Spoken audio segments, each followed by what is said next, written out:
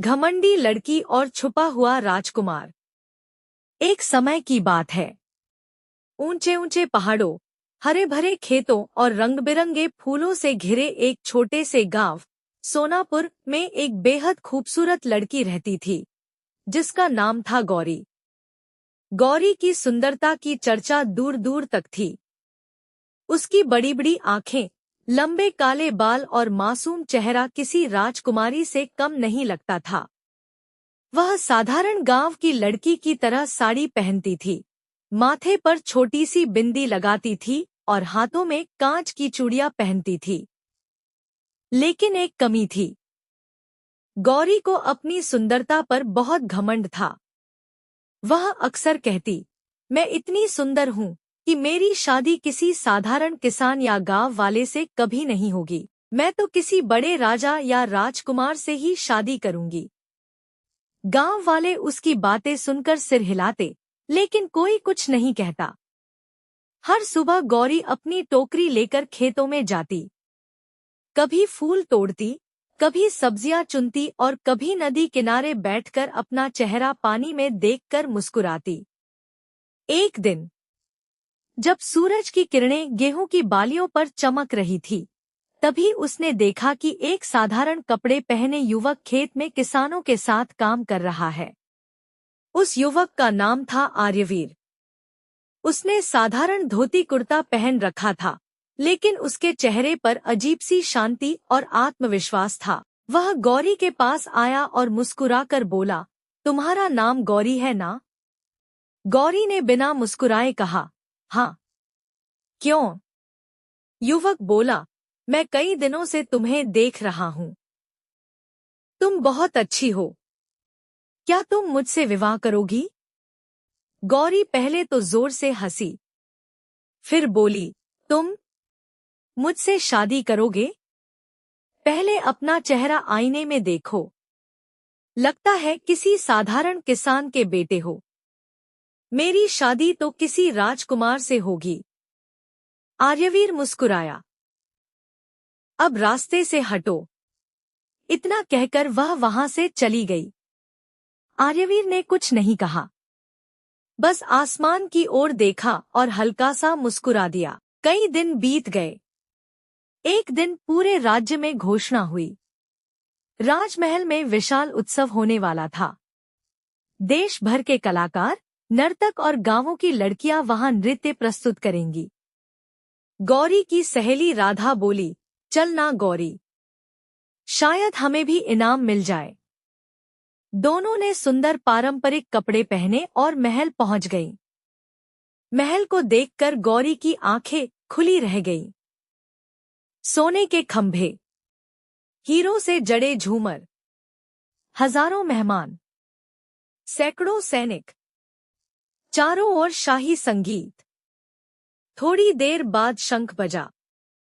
सैनिकों ने ऊंची आवाज में घोषणा की, राजकुमार आर्यवीर पधार रहे हैं। सभी लोग झुक गए।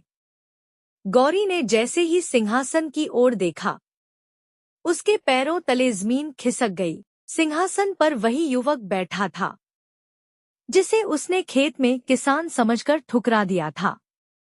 वह सचमुच इस राज्य का राजकुमार था। गौरी का चेहरा सफेद पड़ गया। उसके मन में पछतावा होने लगा। नृत्य समाप्त होने के बाद वह हिम्मत करके राजकुमार के पास पहुंची। धीरे से बोली, मुझे माफ कर दीजिए। उस दिन मैं आपको पहचान नहीं पाई थी। अगर आपका प्रस्ताव अभी भी हो, तो मैं आपसे विवाह करना चाहती हूँ। आर्यवीर मुस्कुराया, लेकिन इस बार उसकी मुस्कान पहले जैसी नहीं थी। वह बोला, उस दिन तुमने कहा था कि तुम किसी किसान से शादी नहीं करोगी।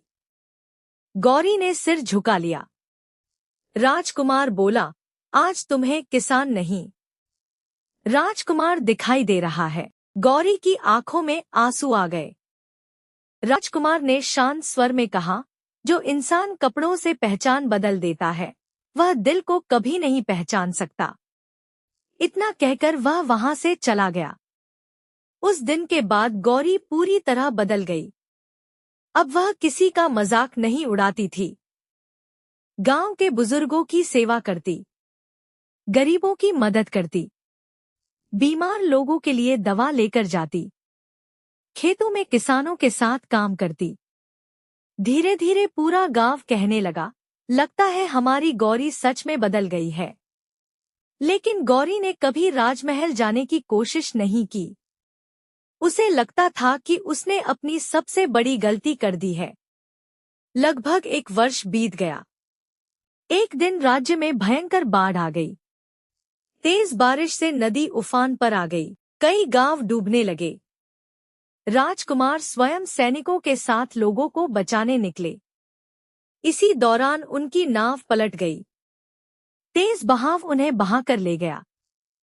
सैनिक उन्हें ढूंढ नहीं पा रहे थे। तभी गौरी ने बिना अपनी जान की परवाह किए नदी में छलांग लगा दी। बहुत संघर्ष के बाद उसने राजकुमार को किनारे तक पहुंचा दिया। खुद बेहोश होकर गिर पड़ी। जब गौरी की आंख खुली, उसने देखा कि राजकुमार उसके पास बैठे हैं। राजकुमार ने कहा, आज तुम चाहती तो मुझे मरने के लिए छोड़ सकती थी। गौरी मुस्कुराई। अगर किसी की जान बचाने के लिए अपनी जान भी चली जाए तो वह सौदा बुरा नहीं होता। राजकुमार उसकी आंखों में देखता रहा। उसे पहली बार समझ आया, अब यह वही घमंडी लड़की नहीं रही। कुछ महीनों तक राजकुमार गांव आते रहे। उन्होंने देखा कि गौरी अब हर किसी की मदद करती है। कभी किसी गरीब के घर अनाज पहुंचा देती, कभी अनाथ बच्चों को खाना खिलाती, कभी बूढ़ी दादी की झोपड़ी ठीक करवा देती। अब उसकी सुंदरता चेहरे में नहीं, उसके व्यवहार में दिखाई देती थी। एक शाम राजकुमार उसी खेत में पहुंचे जहां पहली बार दोनों मिले थे। हल्की हवा चल रही थी। सूरज ढल रहा था। गेहूं की बालियां लहरा रही थी। राजकुमार मुस्कुराए। गौरी। गौरी ने पलटकर देखा, जी राजकुमार। राजकुमार बोले, 1 साल पहले मैंने यहीं तुमसे एक सवाल पूछा था। गौरी की आंखों में आंसू आ गए और मैंने उसका बहुत गलत जवाब दिया था। राजकुमार ने मुस्कुराते हुए कहा, तो क्या आज मैं वही सवाल फिर पूछ सकता हूँ? गौरी ने सिर झुका लिया। राजकुमार ने उसका हाथ थामा। क्या तुम मुझसे विवाह करोगी? इस बार गौरी ने बिना एक पल गंवाए मुस्कुराकर कहा, हाँ। लेकिन इस बार मैं राजकुमार से नहीं, उस इंसान से शादी कर रही हूँ जिसने मुझे इंसानियत का असली अर्थ सिखाया। पूरा गांव खुशियों से झूम उठा। कुछ दिनों बाद राजमहल में दोनों का भव्य विवाह हुआ। गौरी ने कभी अपने पुराने घमंड को वापस नहीं आने दिया। वह रानी बनने के बाद भी अक्सर साधारण साड़ी पहनकर गांव के लोगों से मिलने जाती थी। लोग कहते थे, चेहरे की सुंदरता कुछ समय तक साथ रहती है, लेकिन विनम्रता और अच्छा स्वभाव इंसान को हमेशा महान बनाते हैं।